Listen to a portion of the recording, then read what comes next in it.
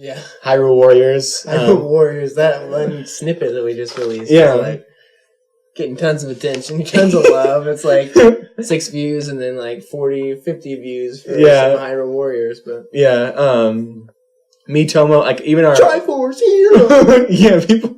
Well, I mean, it's. I was so hesitant about making that a snippet and even having that as a title because it was kind of bashing to Hyrule Warriors, but it's like people want to know what we have to say about how bad it is, and I think coming from a Nintendo podcast, it's always interesting to hear and talk about. Yeah, that was the news story. Yeah, and I also talked in that podcast episode about how I'd probably jump in with the 3DS one, and now I'm thinking I played it real quick. Thought on that. I did play it at GameStop the other day. They had it as a demo. Yeah, and it was on a new 3DS. Mm-hmm. Played very well without the 3D on. Looked very cool. 3D was nice, and it played like Hyrule Warriors.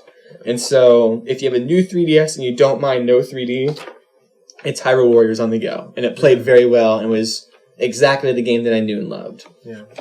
When the 3D was on, it was a slideshow. But the thing is that I really love, especially when I play on 3DS, a lot of titles, it's about, like, the 3D is a lot of people kind of hate on that gimmick, but I really like it, and I think it's some really cool effects that they've done with that in the past. And for the most part, since I'm not a big commuter and I don't go a lot of places, vacation a lot, for most of my experience, if I can, like I've been waiting and we've been talking about this for a long time about wanting a 3DS to TV sort of thing. Or like when they were doing the Smash promotion, they kept doing 3DSs that were connected to TVs, and it was just... They even had that at WonderCon this week. They had Federation Force on the TV. Yeah, and those things it's what I want ever since like SNES, GBA, whatever that was on the Super Nintendo. Hyperlink Game Boy or Advance, Super Nintendo Advance or something. I forget what that game was. We had it on the Super Nintendo. The GameCube had that adapter you could put on the bottom, and that was awesome. Yeah, that one too. The Game Boy Player, Advanced Player, I think is what that was called.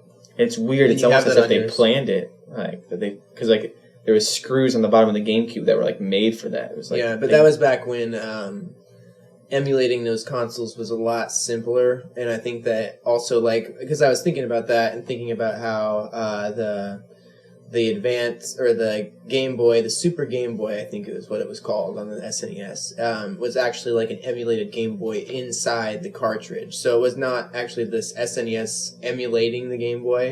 It had become, I think, so cheap for them to make Game Boys that they just put a Game Boy in there and just made it so that it translated to the TV screen. And I think kind of the same thing probably was the case with the Game Boy Player, where...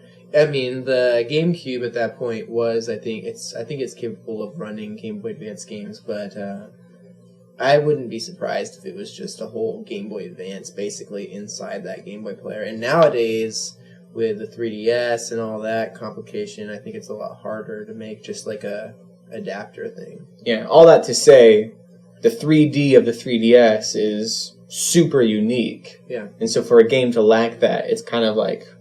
why play it on the 3DS and not go ahead and play on the Wii U? So that's what my case is that it's like that's one of the things is like if I'm going to play it on the 3DS, I want it to have that cool, unique thing, that feature that I can't get on consoles, and that's what a lot of that is, and that's one of the reasons it's like really cool to play Majora's Mask and Ocarina of Time and stuff on the 3DS, despite playing it on the console. Because you could just get it on Virtual Console on Wii or something like Majora's Mask, but I'd kind of rather play it, especially since it kind of takes away from the fact that they also remastered the game a bit, so it looks a lot better. And Majora's Mask is just so much better on the 3DS, just 3D aside. That's a good snippet, though. We may make that a snippet, just the whole concept of, is the 3D quality of a 3DS game like worth making it a rebuy almost, because you have a game like Shovel Knight, for example, which is on every platform almost, but it's 3D on the 3DS, right? I think so. Yes. And so it's just like, is that enough to make it rebuyable? Yeah. I think it is. I think it's pretty cool. Well, especially for an indie title like that where it's inexpensive. I haven't played on the 3DS yet. I platinumed it on the PS4. I've played through a little bit on the Vita, and I played through a little bit on the GameCube, the Wii U, and games that are in 3D, it's like the whole eShop thing we've talked about, or the 3D classics, or the Sonic games coming out. that's a good reason to get into it. So unexpected snippet for the beginning. Mm-hmm.